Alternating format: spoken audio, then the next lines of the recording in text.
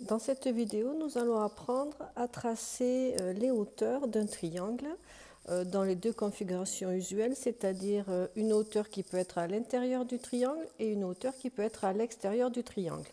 Revenons rapidement sur la définition d'une hauteur dans un triangle, sachant qu'un triangle possède trois hauteurs puisqu'il faut qu'elle passe, cette droite doit passer par un sommet et elle doit être perpendiculaire au côté opposé. Donc si on dit perpendiculaire, on dit équerre.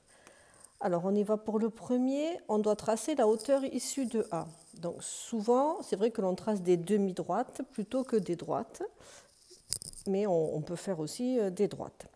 Donc si elle est issue de A, elle passe par A. Quel est le côté opposé au sommet A? C'est le côté BC.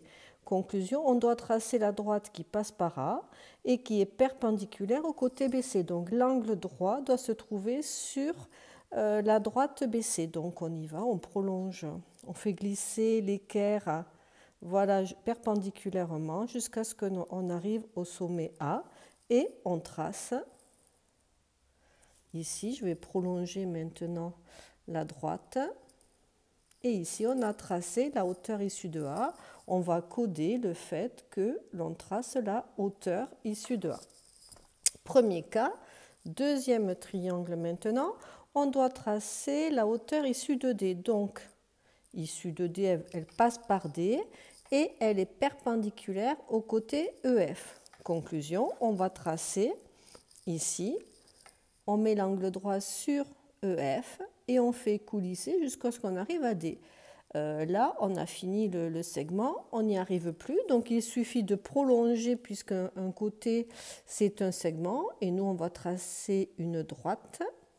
Voilà, puisqu'on veut tracer la droite qui passe par D et qui est perpendiculaire à la droite EF. Donc maintenant on recommence, on met l'angle droit sur la droite EF et on fait coulisser l'équerre jusqu'à ce qu'on en arrive au sommet D. Ça y est, là on y est. Je suis bien sur la droite en perpendiculaire. On peut tracer ici la droite, j'ai un peu dévié, la droite qui passe par D et qui est perpendiculaire au côté opposé qui est le côté EF. Voici les deux constructions des hauteurs. Donc ici, la hauteur, elle est à l'extérieur du triangle. Ici, elle est à l'intérieur du triangle. Ce que l'on peut aussi dire sur le mot hauteur, c'est qu'une hauteur, certes, on peut dire que c'est une droite, mais quand on donne la formule de l'aire d'un triangle, on dit côté fois hauteur associée divisé par 2.